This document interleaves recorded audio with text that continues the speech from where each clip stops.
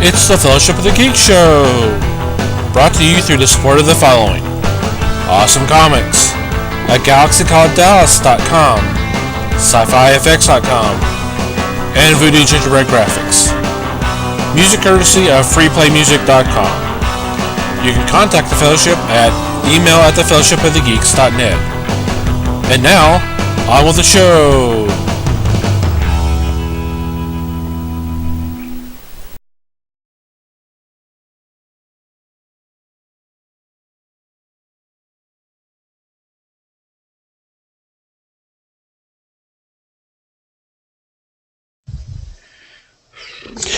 Hey there, everybody.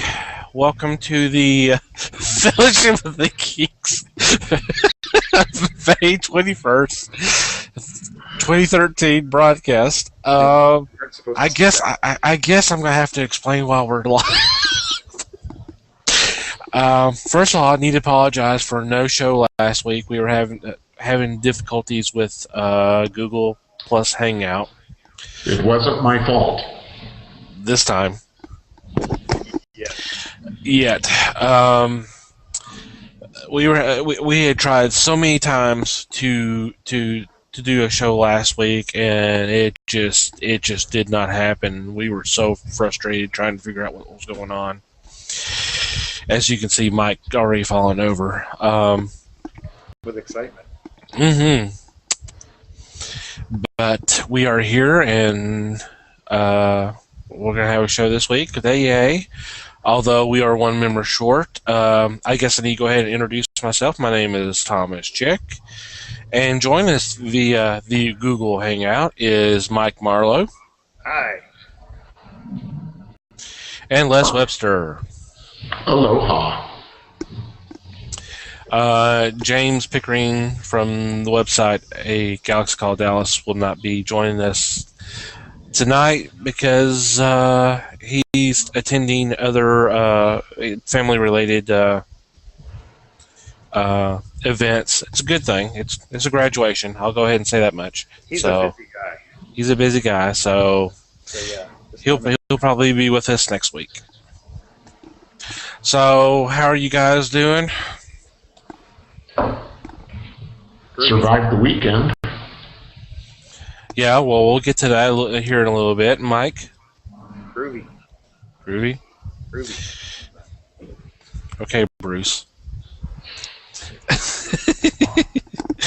I'm just happy this thing is going because I didn't know what the hell we were going to do if it didn't happen. Yeah, I was shocked that it actually started. As evidenced by you, what you did. And the face I made. Yes. No idea it was going to have that effect on you. Sorry.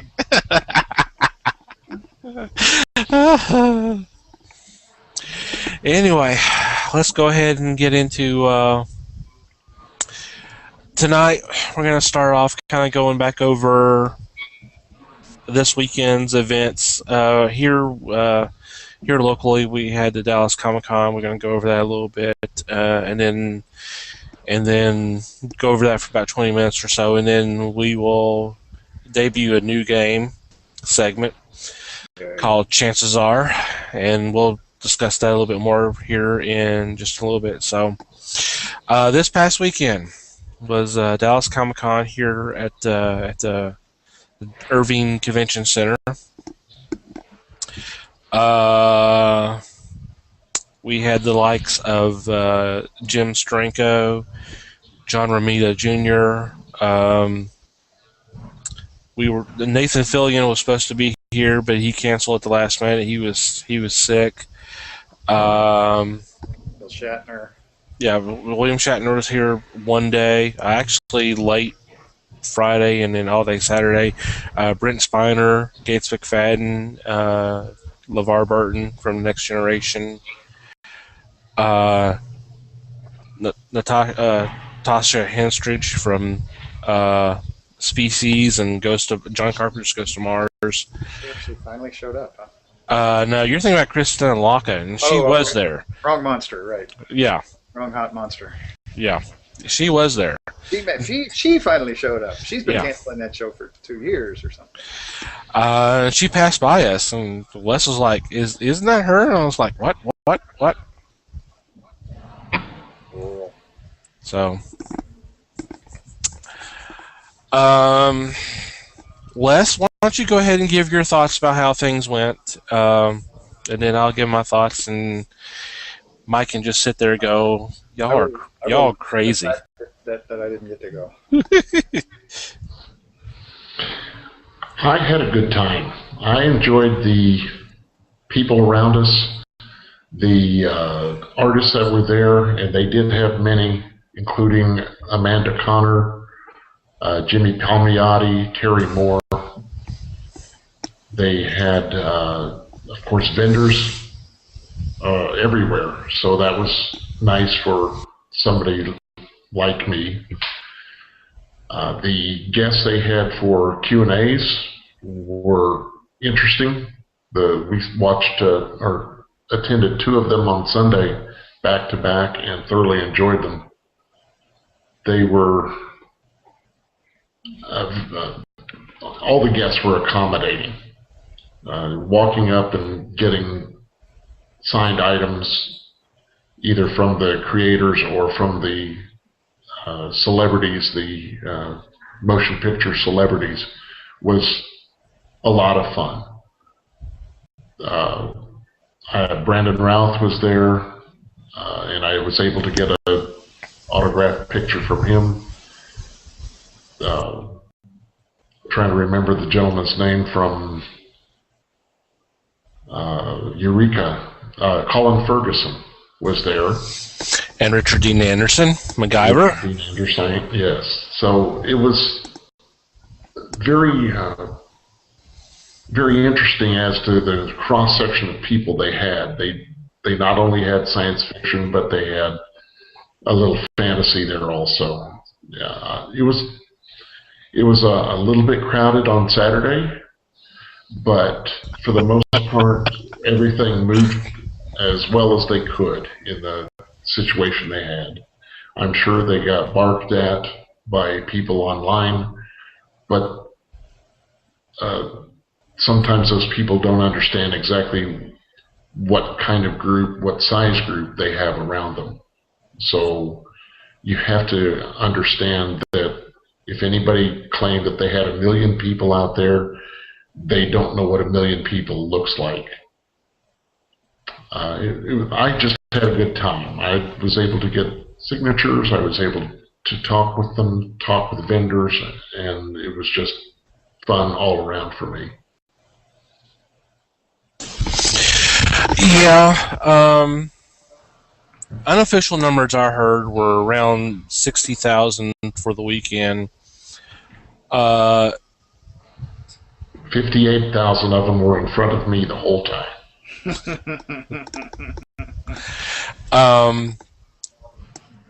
I had a great time. Saturday, I was blowing my top quite a bit just to get in. You were there, Les. You know that. I was kind of frustrated about the whole situation, but I also understood that I'm not the only one there, and that kind of thing.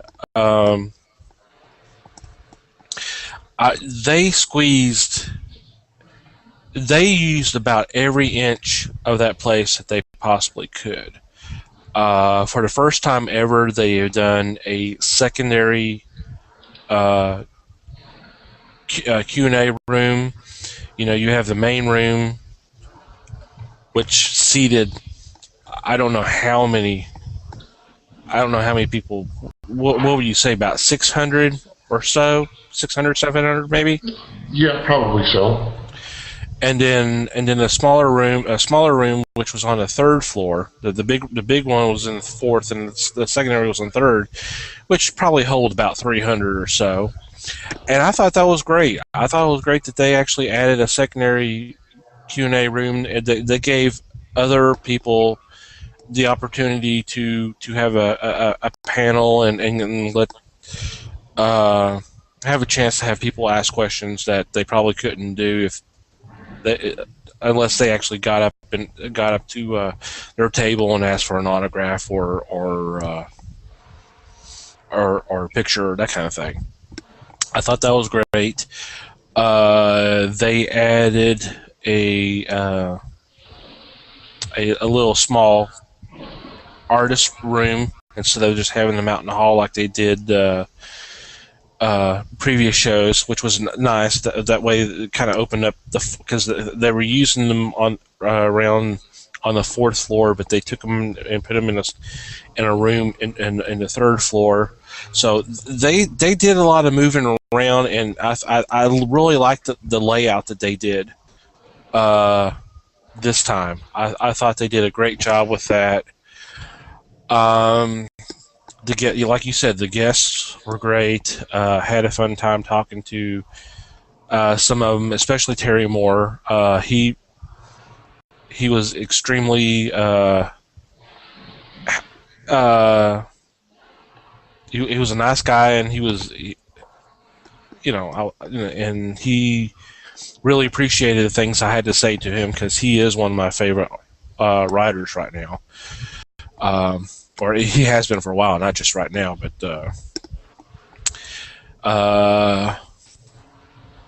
and of course, we have some of your friends that are the vendors. I know a lot of them did real well. They had a good weekend, which is good to hear, because that just means that they'll be coming back in October and keep coming back because they did well. They brought back the whole cosplay red carpet. Unfortunately, I did not make it to the Saturday portion, but I was there for Sunday, and there was a lot of nice costumes. There were some that kind of caught my attention because there were characters that I have not seen before, which is cool. It's always nice to see variety. I had a fun time. It's something that I noticed. I was in line for Jim Steranko. When I got up there to get items signed, he was very considerate. As he signed, he talked to me, and I noticed that when he finished, for everyone in line, every time he would stand up and shake their hand. He would stand up and shake their hand, and then he would sit down and sign the next group. So to me, that was very considerate to his followers. And at first, I guess it was Friday that we noticed that there was essentially nobody in line for him, which struck me as very odd. I didn't think he was there Friday. I didn't see him there Friday. He was there shortly. Okay. For a very short time, along with David Spurlock. Yeah. Yeah. Well, they made up for it on Saturday because there was a pretty good line for him on Saturday and Sunday to that point. You did mention the couple panels that we did attend. I do have those recorded, and we'll have those posted on the website here the next day or so. With Terry Moore and Jim Steranko's panels. I know after the Steranko one in particular, you and I just went, "Wow, this was a great panel." He has some great stories. He should do his own. He should have an autobiography or some kind of biography about his life because he had some great tales. Yes, he did. Especially about trying to get free meals and that kind of stuff when he was younger.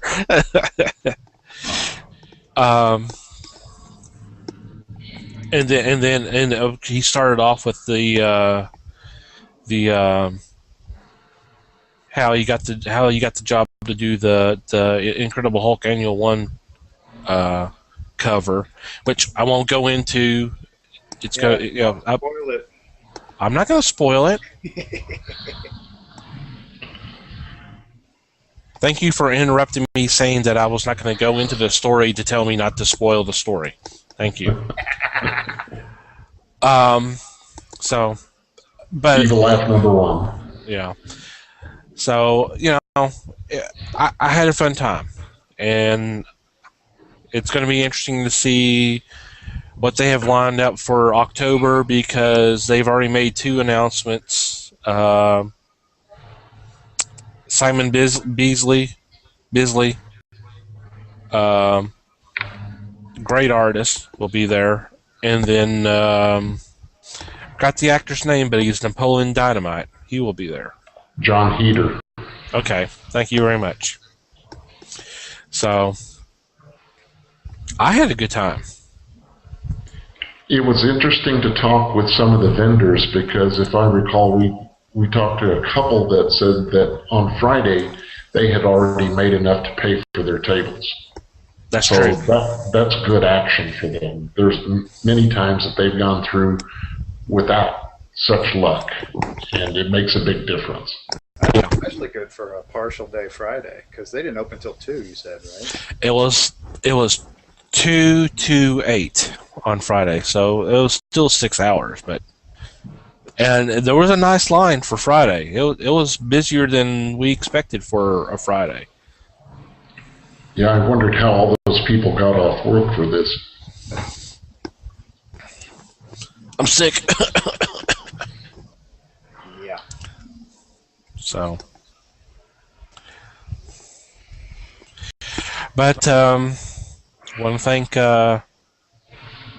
Mark Walters, Ben Stevens, and the rest of C2 Ventures, and the dozens of volunteers who you actually met one, talked to one. What was it, Friday? So you spent a few minutes talking to one, Les? Yes. Uh-huh.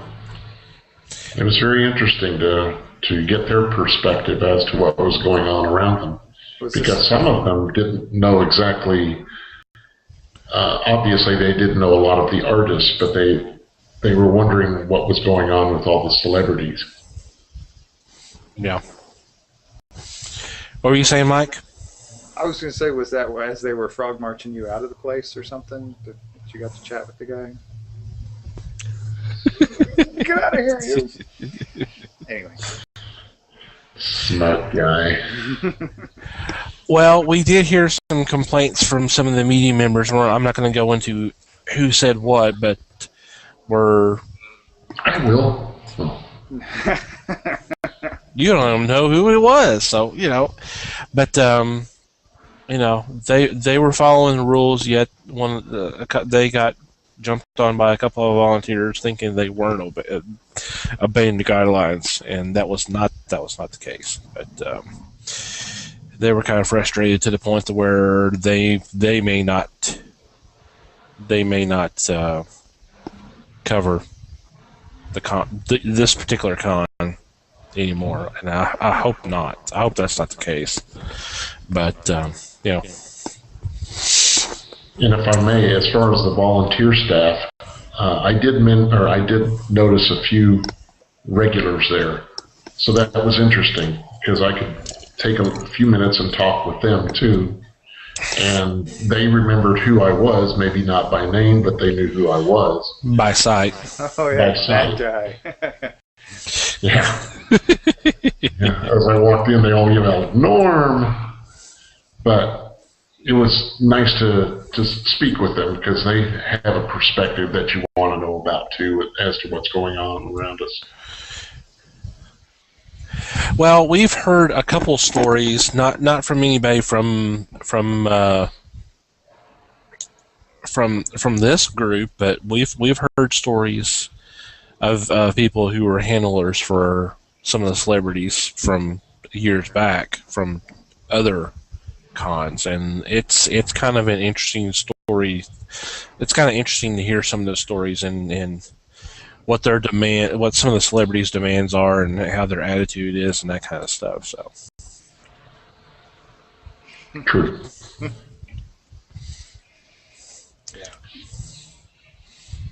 yes. Mm-hmm. Mm. But it was fun. I would like for several of the celebrities to return, both artists, writers, and film celebrities. It was well done. I think they were managed fairly well, so they were in and out of the panel rooms quickly. And I don't know of anybody that was upset with any of the panels that they had attended. The only ones that I know of that were upset about panels were those waiting to see Nathan Fillion. He was ill. It was not his fault. Oh, now since you mentioned that, a special nod or recognition to Kevin Conroy.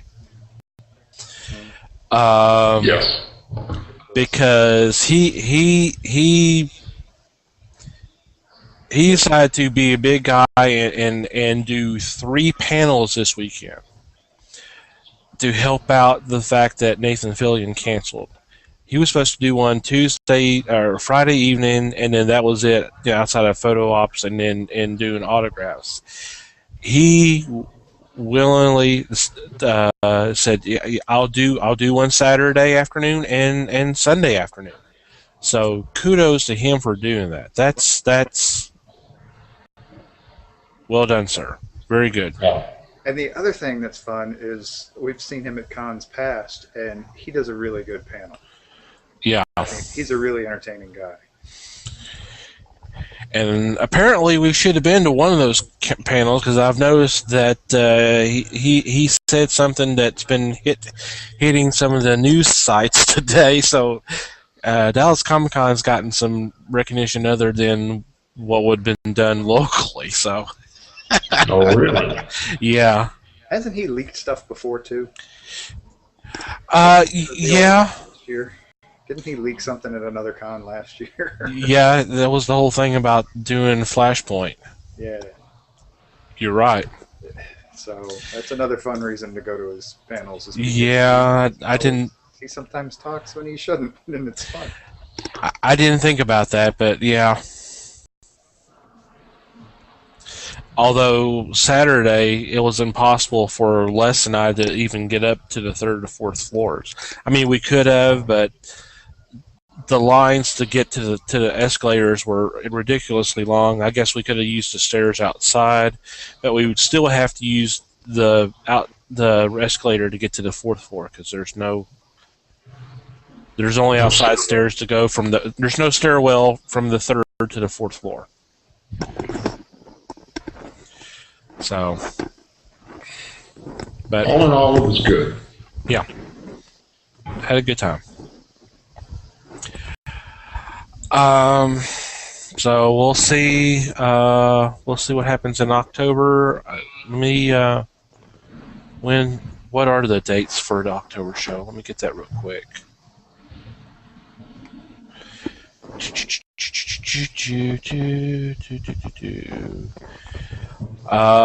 Fan days are October 4th through 6th, which unfortunately is going to be the same weekend as FinCon, so that's going to be kind of interesting how having 2 big cons going on here locally the same weekend. Where is FinCon? Downtown Dallas? I think FinCon's downtown Dallas. Let me check that real quick.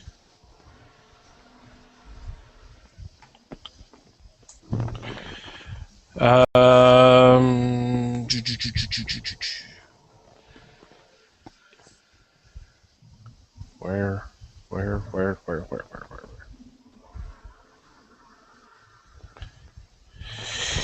It is the Crown Plaza. Well, okay, that's where yeah, but that's where all cons held. Yes. So Addison and Irving will be hopping that weekend. So we'll see. Is it October? No, it's November that Who Fest is, and that's at the Crown Plaza also. Yeah, that's true. So let's go ahead and get into our game segment. We're introducing a new game this week. It's called Chances. For those who've not seen a previous episode, we've trying to introduce a game segment where kind of go over a couple of topics and try to get everybody's point of view of something that's been going on, either news-wise or something else. And this week we'll start off with Les, and basically what you'll be doing is just giving your percent chance of something happening or not happening and that kind of thing. That's the gist of the game. First topic is chances that the Free Lantern Corps ring promotion will be as successful as the previous one. Bleeding Cool has been reporting, I guess it was a couple weeks ago, that next month DC is bringing back the Free Lantern promotion, where you buy, and it's to celebrate the changing of the guard with the Green Lantern books. If you buy a certain book, you'll get one of the Lantern rings free. They did this back in 2009 as part of the Blackest Night event. So we're talking about 4 years later. They're doing it again, although it's not supposed to be this. It's not the same rings. It's supposed to be a different type of material, from what I understood. Les, you see this being just as successful, or more so, or less so? What's your percentage? I would say it's going to be about 75% effective. I think that this will go well with the readers of the titles, and it'll probably be an enticement to get people to join the books at this jump-on point. It sounds like they're going to make it so this is an entry point for anybody that wants to start reading the Lantern books. Hopefully it goes better than if you remember the pins that they had for Flashpoint. Yeah. Where you were supposed to be able to get a pin if you got the magazine. Well, that went by the wayside real quick. People didn't have the pins to hand out. This, I think, will do well. I would take it that they're going to have several styles of rings. Otherwise, why would you want the same thing for every book that you buy? Well, it's essentially like what they did before. It's going to be the different colored rings for the different books. I don't have the breakdown yet. I mean, it has not officially been announced by DC, but it's got, if this is what they're really doing for next month, it's going to be announced here the next week and a half, because they'll want to promote that as much as they can.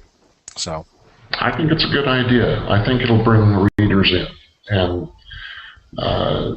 the DC 52 does need a boost right now. And what month did they say that this was going to happen, Thomas? Next month. Next month, okay. Yeah, that's when the new creative team changes in the Green Lantern books. Okay, that is a good time then, and that'll be prior to issue 24 of the series. So yes. The 2-year mark will be coming up in September, so this is good on their part, I believe. Mikey? Okay, I'm not as optimistic as Les is.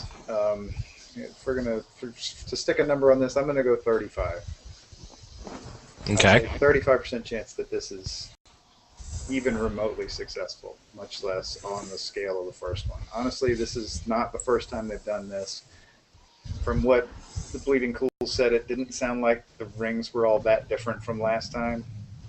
They were different, but kind of only marginally so, and it was kind of the same idea, and it looked like it was repackaged. And I'm not sure I agree with my esteemed colleague that this is the kind of thing that's going to bring in new readers. I think you're gonna catch the collectors, but you've pretty much already got them anyway. Hmm.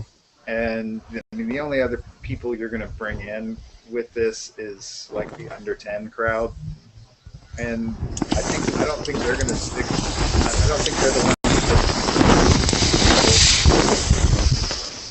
What was that? ones. I don't think they're the ones that are going to stick with the titles anyway, and I don't think you're going to draw them into picking up multiple books a month over the whole deal. So I mean, I don't know. It just doesn't seem to me. I don't want to say they're fishing because I mean they did wait a few years. I'll give them credit for that, but I just don't see it being as successful as it was in the past. Okay. Do they have 4 titles? Are there 4 Green Lantern titles? Well, you're also talking about Larfleeze too, and I'm not sure what other books were involved yet. So, uh, my thoughts. Um, I'm closer to what Mike's thinking. I don't think it will be as successful. Uh, like you said, it's kind of a been there, done that for some people. Will it get people to buy other books? Well, considering that some retailers were getting the rings and turning around and charging $1 or $2 just to buy the ring, you know, if people want to collect the rings, they can do that and not buy the books. I mean, you can go online right now and get the original rings for a couple of dollars on eBay or Amazon or that kind of. Well, more like Amazon. eBay would obviously be more. But will it bring in new readers? I don't. I really don't think so. I think there's going to be. I think there's going to be new readers jumping on the books just because there's new creative teams. They're going to see, hey, what their take on the characters and storylines is going to be. So there may be a little bit bump there, but I don't think it's going to be because of the rings. What they probably should have done, if I was in there, if I was going to do something like this, I would have done miniature plastic lanterns that you can have them with the rings if you got the rings before. It would have been different. It would have generated a different excitement. Maybe a little bit more excitement than this would possibly do. It just as for a percentage, I'd say 40%, maybe 45, and I may be being a little optimistic there, but I just you know it This may is get their some. big. Oh, go Go ahead. ahead. Go ahead. No, go ahead. Go ahead. I was just going to say, this is their big crossover event, too. Is it not? No, it's not. It's When is the- this is just to promote that there's new creative teams on the book. Okay. Seems like a weird way to do it, honestly. I don't know. Throwing cheap trinkets at people in order to keep them from bailing when the old creative team leaves. I don't know. Doesn't taste right to me.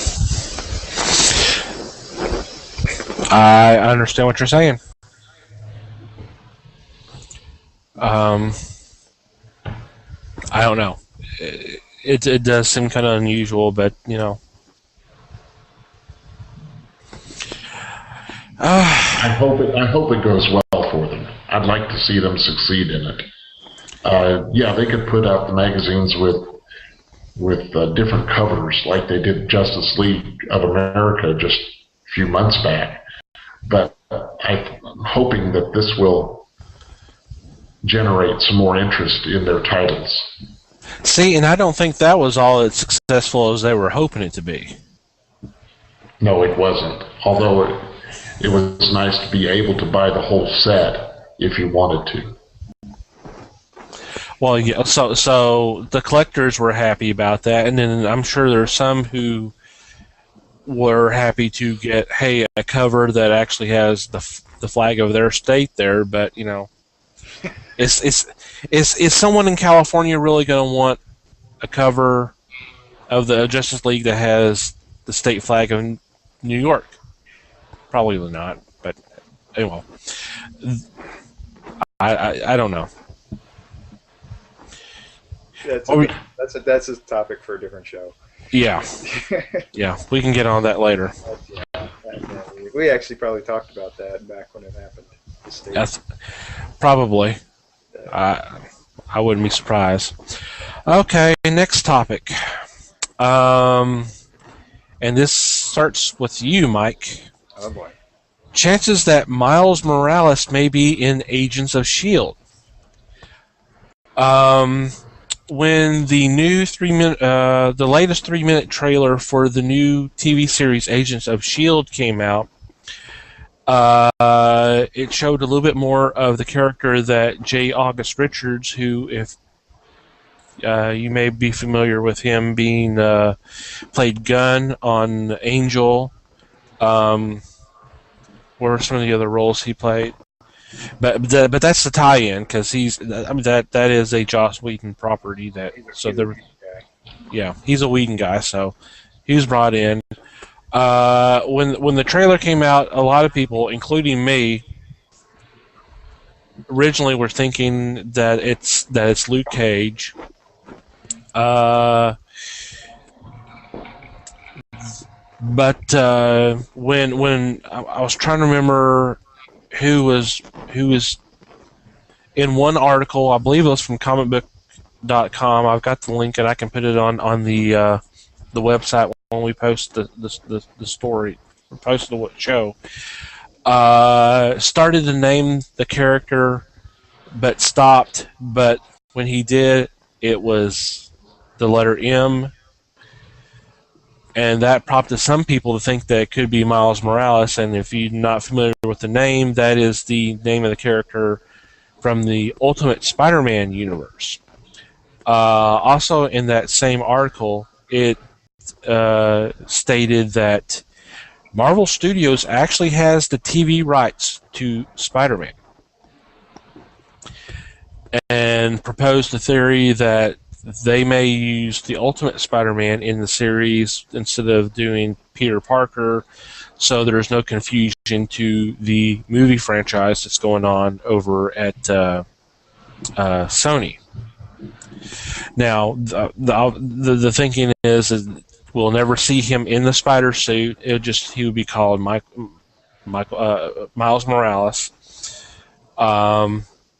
But he'll have the abilities and all that of Spider-Man, and then be Agent of S.H.I.E.L.D. So, with all that said, Mikey, the chances of that being an accurate theory? I'm gonna go with about 15% chance that this is an accurate theory. That whole article, I do not want to. I am certainly not going to name names, and I'm not going to make any accusations. But that whole thing seemed like pure speculation, and I just didn't see any reason to buy anything they were saying. There's absolutely no reason. It just. Yes. I think it was all a huge dramatic stretch and somebody looking for something to publish an article about. And I can't imagine it really going any further than that. That said, I am looking forward to see. I think the series will be. I think there's some potential there. I'd love to see Richards back on screen.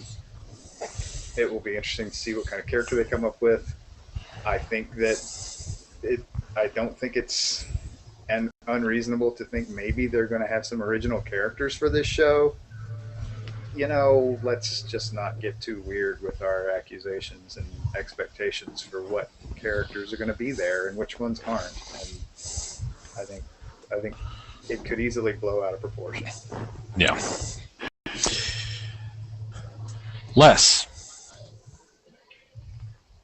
Not really knowing the character, I'm going to have to say that I agree with Mike, about 15%. If they stated that the character's initial was M, they could be Magneto. You can't discount that. But I do applaud them with the television show because they don't really have Marvel stories to fall back on to make a series. They're going to have to come up with new things, new people, maybe some new superheroes of some sort or villains to accommodate. And I think that's a great step in their planning. Far too often, Marvel movies are taken directly from the comic books. I prefer myself to see something a little different each time. I would prefer to see a new character, a new villain to carry a movie, a new storyline, and not just rely on the printed work. So I'm going to go probably low with that as far as a chance. Okay.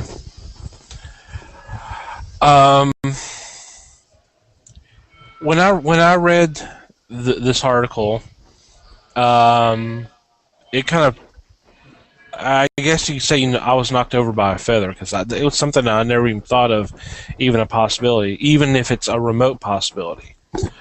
That being said, y'all talking about original characters. The entire cast are original characters.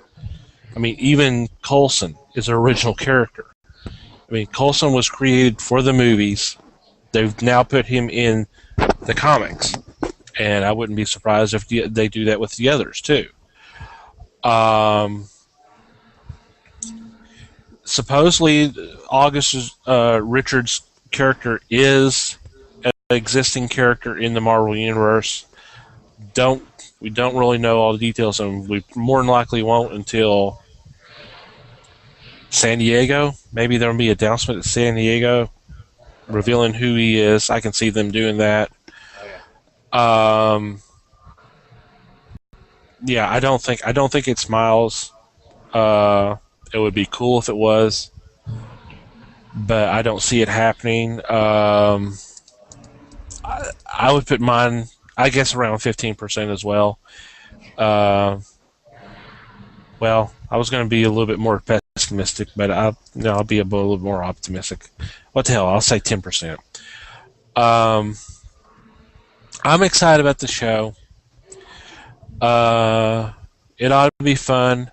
The thing I'm, and I'll admit right up front, I have not really looked into it yet. I really would like to know who the series writers are going to be. I know who's, they've announced who's writing the pilot, and it's a good team, and of course Joss Whedon had co-wrote the pilot and he directed the pilot.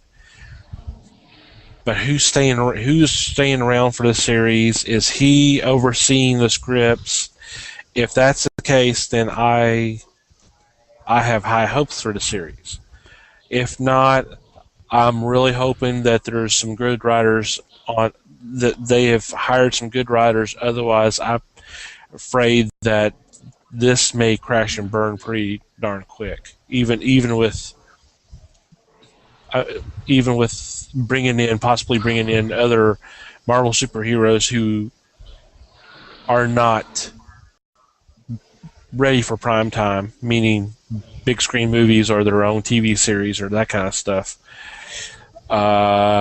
If the stories are not good, then you can bring in the Avengers and it wouldn't save the show. So What broadcasting company is carrying this? ABC. It will be this fall at ABC at 7 p.m. Tuesday nights, and 7 p.m. That's 7 p.m. Eastern. It's basically taking the place of Dancing with the Stars when that goes off here, or one of the reality shows. I'm not sure who. I know Dancing with the Stars is on now, on 7 o'clock on Tuesday. So I'm excited. I have high hopes, but I do have some concerns about beyond the first episode. And hey, you can say that. You can basically say that with every. You can say that with every series. Everybody spends a lot of time making sure the first episode is done well enough to where it can get picked up for a series. It's got to be the additional episodes.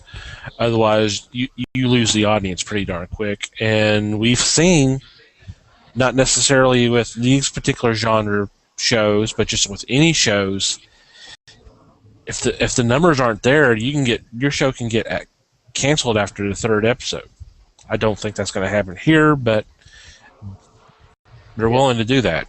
If they don't have some sort of hook, if they don't make it interesting somehow, then yeah, it's gonna blow apart pretty fast. And I'm not sure I totally agree with you. I think writing is going to be important, but I think that hook is going to be more important.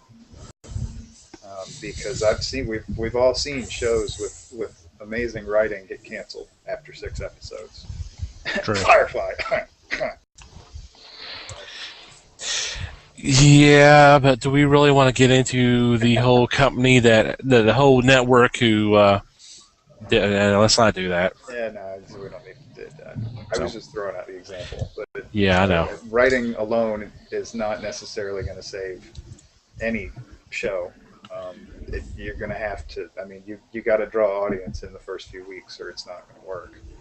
And how exactly that happens, I'm not a TV exec, so I don't know. But you're going to have to. You want to be one? More. Not really, no. You're going to have to appeal to more than just the fandom walking in. You got to appeal to the general public. It's not big enough. Yeah. I think you've got a hook already, though.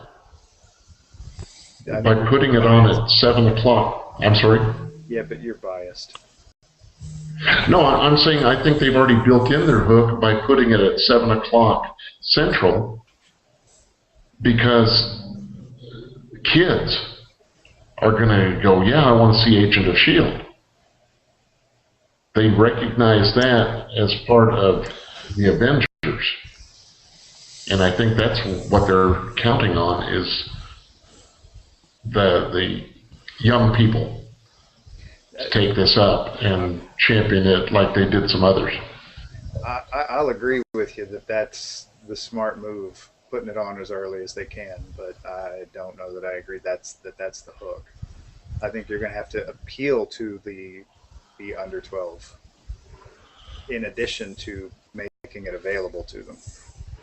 Yes, I agree there. Don't ask me how to do that. I just have a 6-year-old. I don't know anything about kids. But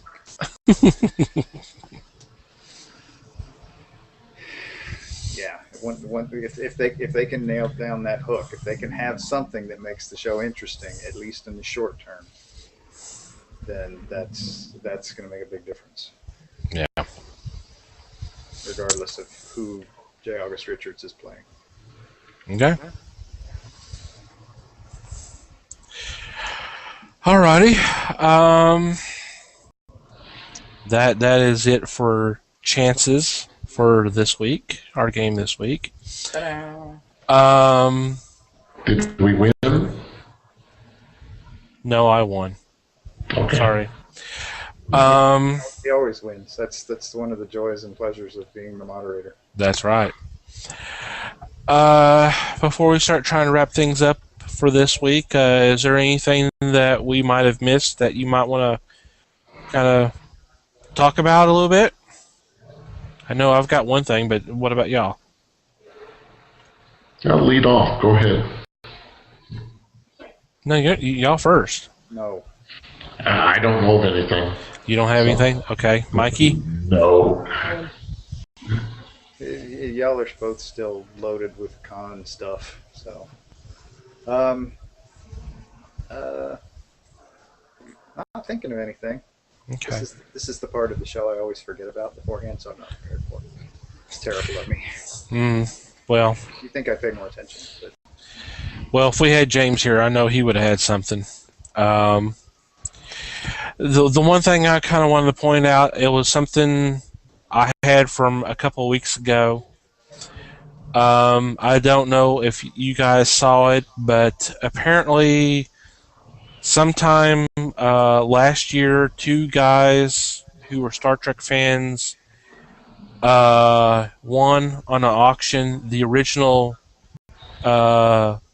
shuttlecraft Galileo that was used on the TV series. And what they've done is, with the help of a bunch of people that they scoured the internet and tried to talk to people, but they have refurbished. They have brought it back to its original form, and it will be on display at the Johnson Space Center. ooh, cool. And I think that is totally awesome. That not only did they fix it up, but found out that they can have it down there as to be part of the display down there, and that the Johnson Space Center was gracious enough to say, "Yeah, we'll do that." It's real cool. That's just it's. I don't know if it's for just a limited time or not, but I just think it's so cool that this is actually going to happen. Let me see. Is it going to be a walk-through exhibit? Do what? Is it going to be a walkthrough, something that people can walk through and look, or is it? Well, I'm sure they can walk around and see it. Okay, that's what I'm wondering. If Well, they can, I mean, it's going to be part of whatever the displays they have down there anyway. okay, so then it is the exterior rather than any interior. Well, I mean, it's the prop that you saw the actors go in and out of for the show. I mean, it's the entire thing, and it's been refurbished. But I don't think they're going to want the public to go in and out and that kind of stuff. But Yeah. but the fact that it'll be on display down there is I think is awesome, because the original Enterprise model is at either Smithsonian or at it's got to be in the Smithsonian in Washington. So the fact that this, not only did this survive, but these guys thought about getting it, fixing it up, and then the opportunity of it being displayed to where not only fans of the show, but people who've been inspired by the show to get into science and the study of space and all that can actually see it. I think that's just totally cool. That is cool. And we got Mike laughing. No. I think it's great. I would love to try to get a chance to go down there and see it, honestly. And you know what? I had thought about that. My sister used to live down in Houston a long time ago, and I never did go there. I guess I don't know why, but Road trip. yeah, we may have to do that. So, okay, what do anything y'all thought of anything that y'all want to kind of go over real quick before we start wrapping things up? No, I think we're good. Yeah, y'all never bring anything to the table. Try to take better notes for next week. Yeah. Okay. So that's going to be it for this week's show. We do appreciate you watching. Just a reminder to follow us. We're www.thefellowshipofthegeeks.net on Facebook, at facebook.com/the Fellowship of the Geeks. We're on Twitter at Fellowship Geeks. Mikey, do you want to give your? I am at Mikey Geek. There you go. Les isn't on Twitter. No, let's. I'm not sure Les has ever heard of Twitter. We're surprised. He's rolling his eyes. Twitter? What's that? He's accessing his data banks for that one. Go ahead and do a shout out to James once more time. www.galaxycollegeDallas.com. He's on Facebook. I don't remember what his Twitter handle is. Hang on a second. Twitter Let me get handle that. is Galaxy_Dallas. There you go. Check him out. He always posts a lot of stuff that's going on locally here in the Dallas-Fort Worth area, and does reviews, books, and movie reviews. So check him out. He's a good guy. Of course, we got our friend Sci-Fi FX. .com. Those are good guys. They're also on Facebook and Twitter. And Google Plus, of course. And of course, we're all on Google Plus too. It'd be best just to do a search for us because they won't. They have decided not to do names for the pages, just the numbers. So, just a 16-digit number. Yeah, the 16-digit number. So, if you go to the individual websites, we all have links to the Google page, plus our other social media. So check all those guys out. Talk to us. Yeah. Talk to us. Anyway. Yeah, definitely. We would like some input. See how you think about our new format. This is really, this is the third week of doing it, even though this is our second show. So we're still trying to iron things out, see how this goes. I'm liking it so far. How about you guys? Yeah, definitely. Yeah, I think so. It's good. So got a little energy. Sometimes we had a tendency before to sort of fade out from time to time. This keeps us moving, keeps us thinking. Yeah. So until next time, you guys take it easy, and like he said, talk to us, let us know what's going on, and we will talk to you later. Bye, guys. Bye. Good night.